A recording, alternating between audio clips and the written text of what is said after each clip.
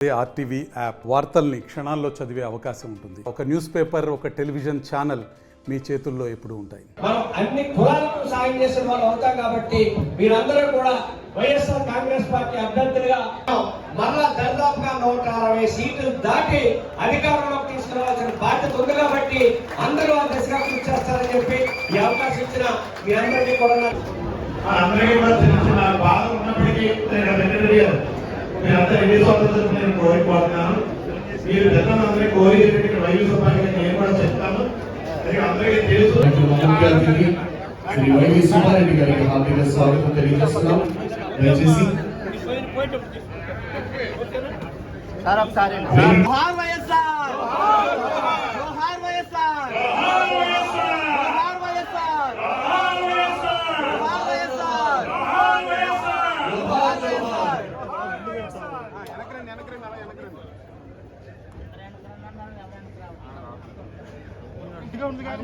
దివంగతైన doctor YS Rajasekhara Reddy గారి constitution పూలమాలతో సన్మానాలు చేస్తున్నారు. దయచేసి స్టేజ్ మీద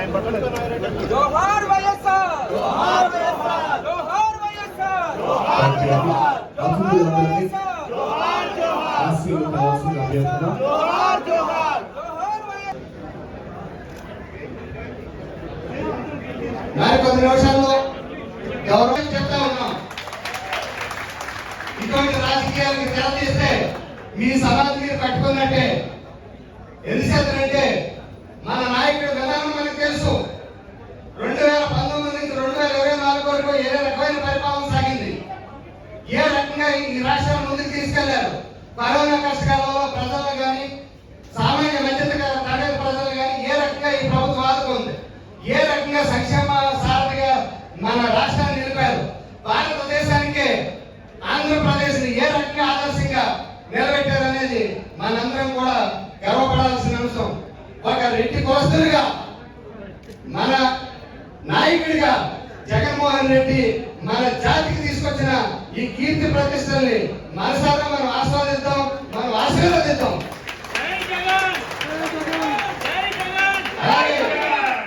అలాగే ఇక్కడ విచ్చేసిన రెడ్డి సోదరులందరికీ కూడా ఒక విన్నపం. దాదాపు ఇక్కడ ఉన్నవాళ్ళు అంతా రాష్ట్రంలో 13 జిల్లాల నుంచి కూడా వచ్చి ఇక్కడ కొంతమంది స్థిరపడిన వాళ్ళు, కొంతమంది అయితే స్థానిక రెడ్డి సోదరులు అనేక మంది ఉన్నారు. 2021 జీవీఎంసీ ఎన్నికల సందర్భంగా కూడా గ్రీన్ మార్కెట్ లో ఇటువంటిది ఒక సభ ఏర్పాటు చేయడం జరిగింది. ఆ రోజున కూడా గౌరవ పెద్దలు చెప్పారు, విజయసాయి రెడ్డి గారు కానీ, ప్రసాద్ రెడ్డి గారు కానీ చాలా మంది పెద్దలు చెప్పారు. దయచేసి మనం అందరూ అర్థం చేసుకోవాల్సింది, మనందరం రెడ్లమే. రెడ్డి వేరు, రెడ్డికి వేరు కాదు. అది మనందరం కూడా సోదరుగా మనం ముందుకు సాగుతూ సింహం ఒక్క అడుగు వెనక్కి వేస్తే 16 అడుగులు ముందుకు దూకుతుంది. వైనాట్ 170 కాదు, వైనాట్ డబుల్ సెంచరీ అనే విధంగా ప్రతి ఒక్కరు కూడా 25 పార్లమెంట్ స్థానాలు, 175 అసెంబ్లీ స్థానాలకు కూడా జగనన్న జెండాని ముఖాన మోసే ప్రతి కార్యకర్త కూడా, ప్రతి ఓటర్తో కూడా మమేకమై మన ఆంధ్రప్రదేశ్ రాష్ట్రానికి జగన్మోహన్ రెడ్డి గారు తీసుకొచ్చిన కీర్తి ప్రతిష్టల్ని మరింతగా ముందుకు తీసుకెళ్లాలని విజ్ఞప్తి చేస్తున్నాం. అదేవిధంగా చేతకాని దత్తమైన తెలుగుదేశం నాయకులు కానీ, కూటమి నాయకులు కానీ నిన్న రాత్రి కూడా హెచ్చరించాం, మళ్ళీ హెచ్చరిస్తున్నాం. ఈ రోజు మా అసమర్థత కాదు, మా నాయకుడు క్రమశిక్షణతో కూడిన రాజకీయాలు మాకు నేర్పారు, మన సమన్వయంతో ఉండమని నాయకుడు చేశారు. మీరు సేవా దృక్పథంతో సేవ చేయమని మాత్రమే జగన్మోహన్ రెడ్డి గారు చేశారు. అదే జగన్మోహన్ రెడ్డి గారి కనుక ఒక కనుసైగ చేస్తే, జగన్మోహన్ రెడ్డి గారి కనుక కనుసైగ చేస్తే చంద్రబాబు నాయుడు గారు కానీ, కూటమి నాయకులు కానీ ఈ రాష్ట్రంలో పర్యటించగలరని ప్రశ్నిస్తూ ఉన్నాం. ఈ రోజు 2019లో చంద్రబాబు నాయుడు పరిపాలనా విధాన విషయంలో వ్యవహరించిన తిరిగి ఆ రోజు ఒకసారి రుచి చూపించాం. చంద్రబాబు నాయుడు ఎయిర్పోర్ట్ లో ఏ విధంగా తిరుగు కప్పాలో పంపిస్తాం. కాబట్టి కబద్దార్ తెలుగుదేశం నాయకులారా, కార్యకర్తలారా, ఏదైతే గోండా రాజకీయాలు, రౌడీ రాజకీయాలు చేద్దామంటే ఇందాక వెంకటరెడ్డి గారు చెప్పినట్టు వైఎస్ఆర్ కాంగ్రెస్ పార్టీ సైన్యం కనుక ఈ రోజు కన్నెర చేసి కథం దొక్కితే కూటమి నాయకులు అధపాతానికి ఈ రోజు తొక్కే పరిస్థితులు ఉన్నాయి. కాబట్టి మీకు దమ్ము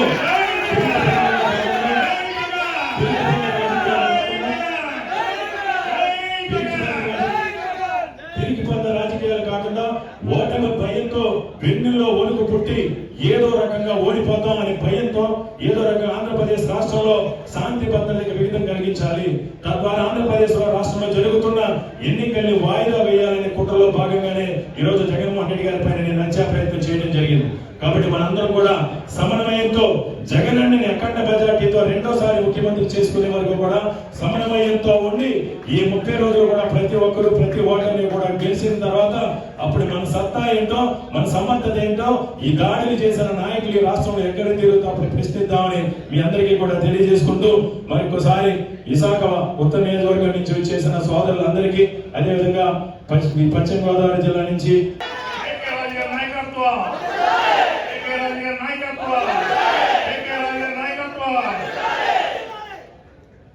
తేడా కూడా అది. జగన్ గారు నమ్ముకుంటే కేకే రాజు ఎలా ఉంటుంది, ఇంట్లో కూర్చుంటే ఇక్కడ వస్తుంది. చంద్రబాబు నమ్ముకుంటే అలా ఉంటుంది. సింపుల్. కాబట్టి ఈ విషయాన్ని మనకు తెలుసు. ఒకసారి మనం గుర్తు చేసుకోవాలి, ఎవరు గొప్పవారు, ఎవరు మంచివారు, ఎవరు ప్రజల కోసం ఉన్నారు, ఎవరు ప్రజలతో పనిచేస్తున్నారు, ఎవరు ప్రజా సంక్షేమం కోసం ఆలోచిస్తున్నారు, కులాలకి మతాలకి పార్టీలకు అతీతంగా. ఒకరు సార్ పెద్దలు ఉన్నారు కాబట్టి ఒక 2 విషయాలు చెప్పి నేను వెళ్తాను. ప్రజల మధ్యలో వచ్చాను. ముఖ్యంగా మీరందరూ కూడా మా బీబీలాగా మాస్ కాదు, మీరంతా కొంచెం క్లాస్ పీపుల్. మీరు ఆలోచించాల్సింది ఏంటంటే చాలా మందికి జగన్మోహన్ రెడ్డి గారి యొక్క విజన్ కానీ జగన్మోహన్ రెడ్డి యొక్క ఆలోచన కానీ ఎవరికి కూడా అర్థం చేసుకోవాలంటే మినిమం 5 years పడుతుంది, మాతో సహా. మన పట్ల కూడా చంద్రబాబు కదా అర్థం కాదు. చిన్న ఎగ్జాంపుల్ చెప్తాను మీకు. వాలంటీర్ వ్యవస్థ గురించి ఇదే చంద్రబాబు నాయుడు 5 సంవత్సరాల కాలంలో ఫస్ట్ పెట్టగానే ఏమన్నా అంటే ఈ వాలంటీర్స్ జరిగి సంచులు మోటాకి బలిరాలని చెప్పాడు. కొన్నాళ్ళు పోయినాక ఇదే పవన్ కళ్యాణ్ చంద్రబాబు నాయుడు ఏమన్నారు, ఈ వాలంటీర్ సమాచారం మొత్తం దోషిస్తున్నారు, వీళ్ళంతా దొంగలు, మేము వస్తే జైల్లో పెట్టిస్తామని చెప్పారు. 2వ స్టేట్మెంట్. 3వసారి ఏం చేశారు, వీళ్ళు పెన్షన్ ఇవ్వకూడదు, అధికారాన్ని మిస్యూజ్ చేస్తున్నారు, వీళ్ళ మీద వీళ్ళు పెన్షన్లు ఇవ్వకుండా ఆఫ్ చేయండి అని ఎలక్షన్ కమిషన్కి కంప్లైంట్ ఇప్పించారు. నమ్మకం రమేష్ 3వ స్టేట్మెంట్. అది రివర్స్ అయింది. భూమిరాంగ్ అయితే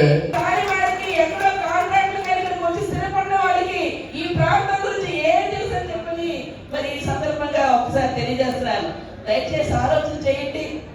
మా అందరం కూడా కలిసికట్టుగా రానున్న రోజుల్లో ఖచ్చితంగా మీ అందరి సహాయ సహకారాలతో నాకైతే నిండుగా నమ్మకం ఉంది. ఖచ్చితంగా 100% మళ్ళా జగన్మోహన్ రెడ్డి గారు ముఖ్యమంత్రిగా ఇక్కడే తప్పనిసరిగా ప్రమాణ స్వీకారం చేస్తారు.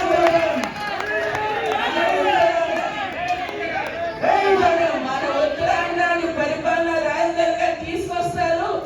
మన పిల్లల భవిష్యత్తు తలరాత్రి మార్చి ఈ రోజే ఎంతమందో మళ్ళీ మరొక హైదరాబాద్ కాదు మరొక జపాన్ లో యువతకి అందించే కార్యక్రమాలు ఈ రోజు మన జగన్మోహన్ రెడ్డి గారు చేస్తారని చెప్పేసి మనకి ఇప్పటికే అనేకమైన దాని గురించి చేసిన పద్ధతులు చెప్తారు. అటు ఫ్లైఓవర్లు కానీ, రోడ్లు కానీ, పోర్ట్లు కానీ, ఒక పక్కని ఏవైతే కొత్తగా రావాల్సిన ఇండస్ట్రీస్ కానీ, మాల్స్ కానీ, ఐటీ సెంటర్లు కానీ, ఐటీ సెంటర్లు కానీ, అలాగే టూరిజం లో మెడికల్ హబ్ కానీ, బీచ్ టూరిజం కానీ, హోటల్ టూరిజం కానీ, టెంపుల్ టూరిజం కానీ, ఈకో టూరిజం కానీ, ఇలాగ అనేకమైన వీళ్ళు చేసుకుంటూ వెళ్తున్నారు. ఇలాంటి వాటన్నింటిలో ప్రతి విషయంలో కూడా ఈరోజు ముఖ్యమంత్రి గారికి ఒక చక్కటి అవగాహన, దానికి కావలసినవన్నీ కూడా అందించే స్థాయిలో ఈ రోజు వారు ప్రతి ఒక్కటి కూడా మన కోసం అహర్నిశలు కష్టపడిన అటువంటి ముఖ్యమంత్రి గారిని మనం ఖచ్చితంగా గెలిపించుకొని మళ్ళీ ఈ ట్రిప్పే కాదు, జగన్మోహన్ రెడ్డి గారు ఉన్నంత కాలం కూడా మా ముఖ్యమంత్రి గారు కొనసాగితేనే అదొక మనకు రామరాజ్యంగా ఉంటుంది.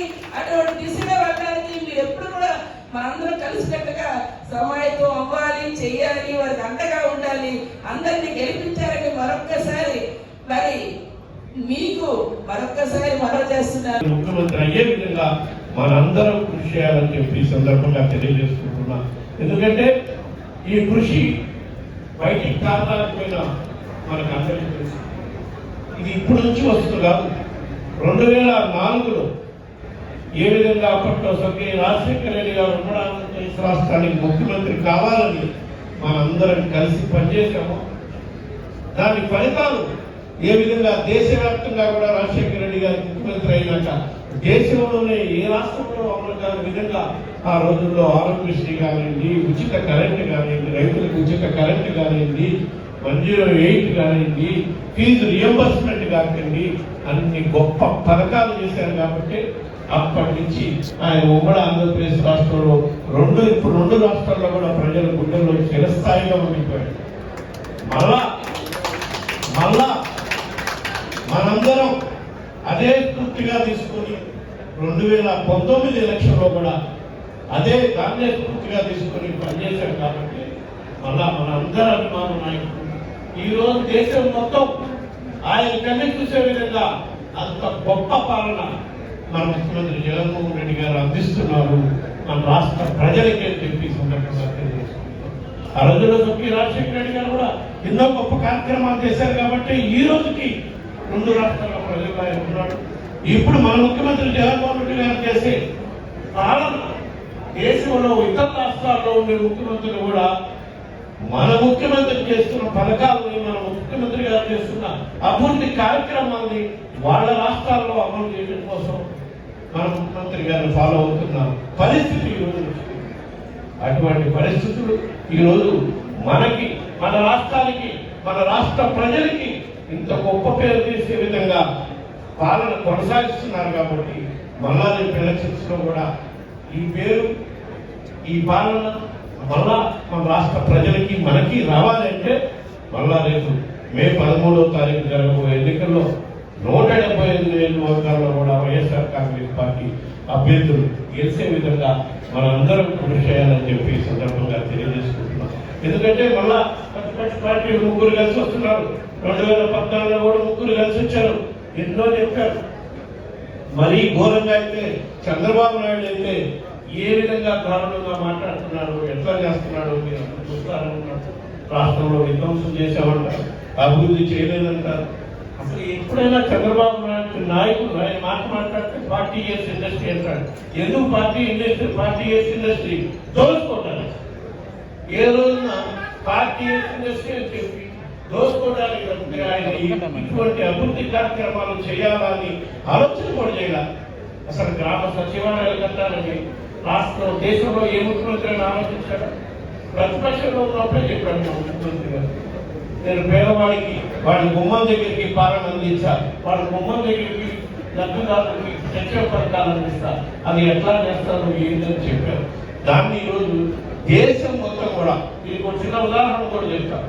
నేను టీటీడీ చైర్మన్ గా ఉన్నప్పుడు జమ్మూ కాశ్మీర్ గవర్నర్ గా డాక్టర్ సుబ్రహ్మణ్యం గారు అని Rajahmundry IAS senior most IAS officer doctor Subrahmanyam గారు జమ్మూ కాశ్మీర్ గవర్నర్ గా ఉన్నారు. ఇప్పుడు రిటైర్ అయినప్పుడు ఆయన నీకు సీఈఓ పెట్టారు, ప్రధానమంత్రి గారు జరుగుతున్నారు. నేను టీటీడీ చైర్మన్ ఉన్నప్పుడు జమ్మూ కాశ్మీర్ లో ప్రధానమంత్రి గారు ఖరీదు ప్రత్యక్షంగా వెంకటేశ్వర స్వామి ఆలయం కట్టాలి, ఆలయానికి మేము ల్యాండ్ ఇస్తాం, ప్రధానమంత్రి గారు అక్కడ ఆలయం కట్టాలంటే ల్యాండ్ ఇస్తానంటే నేను వెళ్ళి ఆలయం నిర్మాణం కూడా అయిపోయింది. నిర్మాణం అయిపోయినాక 2 సంవత్సరాల తర్వాత గవర్నర్ గారిని ఇన్వైట్ చేయాలని పోతే అక్కడికి అప్పుడు ఆయన గవర్నర్ గారు ఆయన నీకే సీఈఓగా ఢిల్లీలో. సరే ఆయనకి అక్కడ పోయి ఇన్విటేషన్ ఇద్దామని ఆలయ ప్రారంభోత్సవాన్ని రమ్మని నేను పోవడంతో ఆలయ నిర్మాణం అయిపోయింది. కృష్ణలో మా వెంకటేశ్వర స్వామి నుంచి జమ్మూ కాశ్మీర్కి వచ్చారు, కాశ్మీర్ నుంచి కన్యాకుమారి నుంచి కాశ్మీర్కి తీసుకొచ్చాం, మీరు కూడా రావాలి అంటే అప్పుడు వస్తారని తప్పకుండా అని చెప్పి. మరిన్ని వీడియోస్ కోసం ఛానల్ ని సబ్స్క్రైబ్ చేయండి, లేటెస్ట్ అప్డేట్స్ కోసం వాట్సాప్ ఛానల్ ని ఫాలో చేయండి అండ్ లింక్ డిస్క్రిప్షన్ లో ఉంది.